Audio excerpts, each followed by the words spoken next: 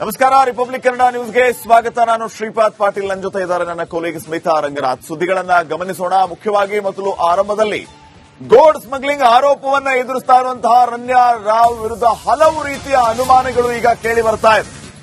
ರನ್ಯಾ ರಾವ್ ನಡೆಯ ಸುತ್ತಲೂ ಕೂಡ 108 ಅನುಮಾನಗಳು ಮೂಡಿದೆ. 15 ದಿನದಲ್ಲಿ 4 ಬಾರಿ ದುಬೈಗೆ ಹಾರಿದ್ದ ರನ್ಯಾ ರಾವ್ ಇಷ್ಟೊಂದು ಬಾರಿ ದುಬೈಗೆ ಹೋಗುವಂತ ಅಗತ್ಯ ಏನಿತ್ತು ಅನ್ನೋದು ಪ್ರಶ್ನೆ ನಂಬರ್ 1. ಮತ್ತೊಂದು ಕಡೆ ಒಂದಲ್ಲ ಎರಡಲ್ಲ, ಬರೋಬ್ಬರಿ 14.58 ಕೆಜಿ ಚಿನ್ನವನ್ನ ತಂದಿದ್ರು. ಅರೌಂಡ್ 15 ಕೆಜಿ ಅಂತ ಹೇಳಬಹುದು. ನಟಿಯೊಬ್ಬರೇ ಇಷ್ಟೊಂದು ಚಿನ್ನವನ್ನ ತರೋದಕ್ಕೆ ಸಾಧ್ಯನಾ? ಇವರ ಹಿಂದೆ ಮತ್ತೆ ಯಾರ್ಯಾರು ಶಾಮೀಲಾಗಿದ್ರು? ಇದು ವ್ಯವಸ್ಥಿತವಾಗಿ ಎಲ್ಲವೂ ಕೂಡ ನಡೀತಾ ಇತ್ತ ಅನ್ನುವಂತಹ ಅನುಮಾನ ಈಗ ಮೂಡ್ತಾ ಇದೆ.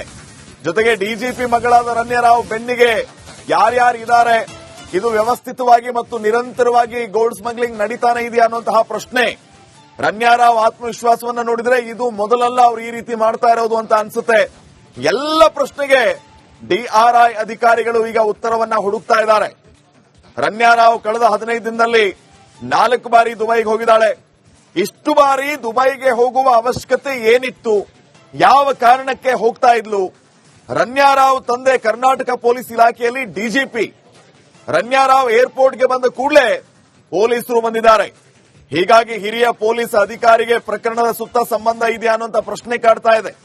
ರನ್ಯಾ ರಾವ್ ಒಬ್ಳೆ ಕೃತ್ಯ ಎಸಗಿದಾಳ ಅಥವಾ ಸಿಂಡಿಕೇಟೇ ಇದೆಯಾ ಅನ್ನುವಂತ ಪ್ರಶ್ನೆ ಕೂಡ ಮೂಡ್ತಾ ಇದೆ. ಈ ಬಗ್ಗೆ ಇನ್ನಷ್ಟು ಮಾಹಿತಿಯನ್ನು ನೀಡ್ತಾರೆ ಪ್ರತಿನಿಧಿ ನಾಗರಾಜ್. ಈಗ ನೇರ ಸಂಪರ್ಕದಲ್ಲಿ ಜಾಯ್ನ್ ಆಗ್ತಿದ್ದಾರೆ. ನಾಗರಾಜ್, ಈ ರೀತಿಯ ಹಲವು ಪ್ರಶ್ನೆಗಳು ಮೂಡುವಂತದ್ದು ಸಹಜ. 15 ಕೆಜಿ ಚಿನ್ನವನ್ನ ಯಾವುದೇ ರೀತಿಯ ತೊಂದರೆ ಇಲ್ಲದೆ, ಅಭ್ಯಂತರ ಇಲ್ಲದೆ, ಭಯ ಇಲ್ಲದೆ ತರೋದು, ಇದರ ಹಿಂದೆ ಯಾರಾದರೂ ಶಾಮೀಲಾಗಿದ್ದಾರಾ? ಈ ರೀತಿ ವ್ಯವಸ್ಥೆಯಿಂದಲೇ ಈ ರೀತಿ ಆಗ್ತಾ ಇತ್ತ ಅನ್ನುವಂತ ಪ್ರಶ್ನೆ. ಏನೆಲ್ಲ ಉತ್ತರ ಕೊಡ್ತೀರಿ ವಿಚಾರವಾಗಿ, ಮತ್ತು ಏನ್ ಸದ್ಯಕ್ಕೆ ಅಪ್ಡೇಟ್ ಲಭ್ಯ ಆಗ್ತಾ ಇದೆ?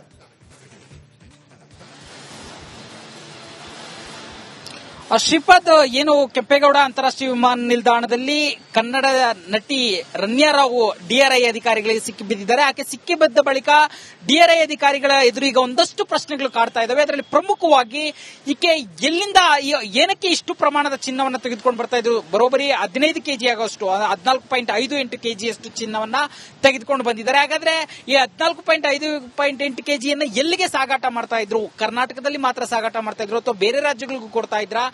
ಇದು ಒಂದು ಪ್ರಶ್ನೆ. ಆದ್ರೆ ಈ ಒಂದು ಕೃತ್ಯವನ್ನ ಕೇವಲ ರನ್ಯಾ ರಾವ್ ಮಾತ್ರ ಎಸಗ್ತಾ ಇದ್ದಾಳ ಅಥವಾ ಇವ್ರ ಜೊತೆ ಒಂದು ಕ್ರೈಮ್ ಸಿಂಡಿಕೇಟ್ ಇದೆಯಾ? ಈ ಒಂದು ಗೋಲ್ಡ್ ಸ್ಮಗ್ಲಿಂಗ್ ಮಾಡೋದಕ್ಕೆ ಸಿಂಡಿಕೇಟೇ ಇದೆಯಾ ಅನ್ನೋ ಒಂದು ಅನುಮಾನ. ಯಾಕಂತಂದ್ರೆ ದುಬೈನಿಂದ 14.5 ಕೆಜಿ ಚಿನ್ನನ ಬೆಂಗಳೂರಿಗೆ ತೆಗೆದುಕೊಂಡು ಬಂದು ಅದನ್ನ ಬೇರೆ ಕಡೆ ಡಿಸ್ಟ್ರಿಬ್ಯೂಷನ್ ಮಾಡಬೇಕು, ಅದನ್ನ ರನ್ಯಾ ರಾವ್ ಒಬ್ಬರೇ ಮಾಡ್ತಾರೆ ಅಂದ್ರೆ ನಿಜಕ್ಕೂ ನಂಬೋದಕ್ಕೆ ಆಗೋದಿಲ್ಲ. ಹೀಗಾಗಿ ಇವ್ರ ಜೊತೆ ಇರತಕ್ಕಂತ ಸಿಂಡಿಕೇಟ್ ಯಾವುದು?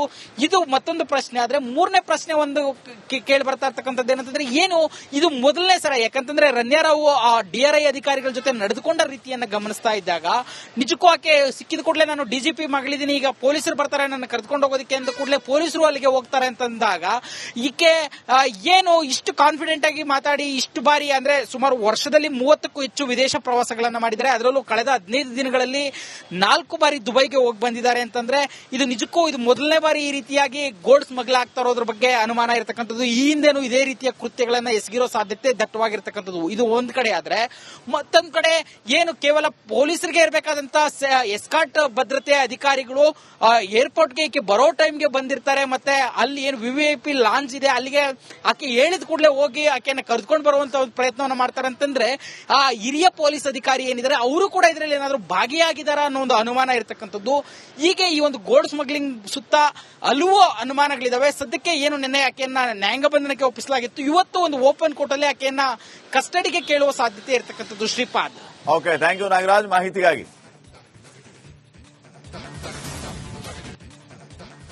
ನಮಸ್ಕಾರ. ರಿಪಬ್ಲಿಕ್ ಕನ್ನಡ ನ್ಯೂಸ್ಗೆ ಸ್ವಾಗತ. ನಾನು ಶ್ರೀಪಾದ್ ಪಾಟೀಲ್. ನನ್ನ ಜೊತೆ ಇದ್ದಾರೆ ನನ್ನ ಕೊಲೀಗ್ ಸ್ಮಿತಾ ರಂಗನಾಥ್. ಸುದ್ದಿಗಳನ್ನ ಗಮನಿಸೋಣ. ಮುಖ್ಯವಾಗಿ ಮೊದಲು ಆರಂಭದಲ್ಲಿ ಗೋಲ್ಡ್ ಸ್ಮಗ್ಲಿಂಗ್ ಆರೋಪವನ್ನ ಎದುರಿಸ್ತಾ ಇರುವಂತಹ ರನ್ಯಾ ರಾವ್ ವಿರುದ್ಧ ಹಲವು ರೀತಿಯ ಅನುಮಾನಗಳು ಈಗ ಕೇಳಿ ಬರ್ತಾ ಇದೆ.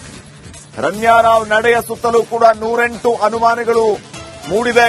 15 ದಿನದಲ್ಲಿ 4 ಬಾರಿ ದುಬೈಗೆ ಹಾರಿದ್ದ ರನ್ಯಾ ರಾವ್ ಇಷ್ಟೊಂದು ಬಾರಿ ದುಬೈಗೆ ಹೋಗುವಂತ ಅಗತ್ಯ ಏನಿತ್ತು ಅನ್ನೋದು ಪ್ರಶ್ನೆ ನಂಬರ್ 1.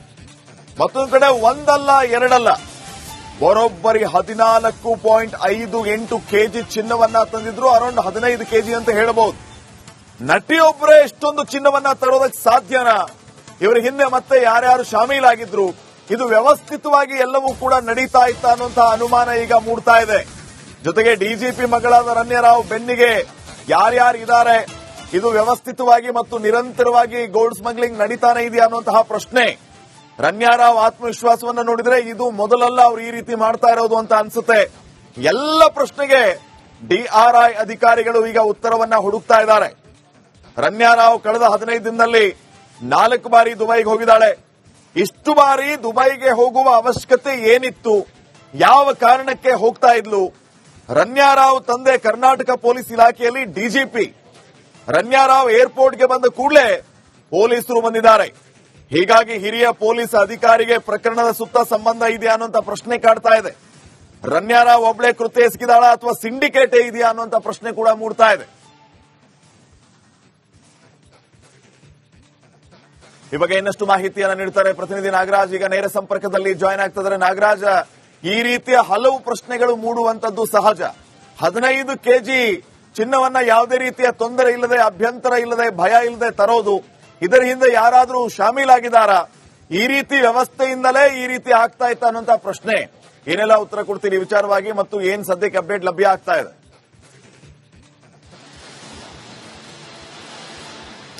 ಶ್ರೀಪಾದ್, ಏನು ಕೆಂಪೇಗೌಡ ಅಂತಾರಾಷ್ಟ್ರೀಯ ವಿಮಾನ ನಿಲ್ದಾಣದಲ್ಲಿ ಕನ್ನಡ ನಟಿ ರಮ್ಯಾರಾವ್ ಡಿಆರ್ಐ ಅಧಿಕಾರಿಗಳಿಗೆ ಸಿಕ್ಕಿಬಿದ್ದಿದ್ದಾರೆ. ಆಕೆ ಸಿಕ್ಕಿಬಿದ್ದ ಬಳಿಕ ಡಿಆರ್ಐ ಅಧಿಕಾರಿಗಳ ಎದುರು ಈಗ ಒಂದಷ್ಟು ಪ್ರಶ್ನೆಗಳು ಕಾಡ್ತಾ ಇದ್ದಾವೆ. ಅದರಲ್ಲಿ ಪ್ರಮುಖವಾಗಿ ಈಕೆ ಎಲ್ಲಿಂದ, ಏನಕ್ಕೆ ಇಷ್ಟು ಪ್ರಮಾಣದ ಚಿನ್ನವನ್ನು ತೆಗೆದುಕೊಂಡು ಬರ್ತಾ ಇದ್ರು? ಬರೋಬ್ಬರಿ 15 ಕೆಜಿ ಆಗೋಷ್ಟು, 14.58 ಕೆಜಿಯಷ್ಟು ಚಿನ್ನವನ್ನ ತೆಗೆದುಕೊಂಡು ಬಂದಿದ್ದಾರೆ. ಹಾಗಾದ್ರೆ ಈ 14.58 ಕೆಜಿಯನ್ನ ಎಲ್ಲಿಗೆ ಸಾಗಾಟ ಮಾಡ್ತಾ ಇದ್ರು? ಕರ್ನಾಟಕದಲ್ಲಿ ಮಾತ್ರ ಸಾಗಾಟ ಮಾಡ್ತಾ ಇದ್ರು ಅಥವಾ ಬೇರೆ ರಾಜ್ಯಗಳಿಗೂ ಕೊಡ್ತಾ ಇದ್ರಾ?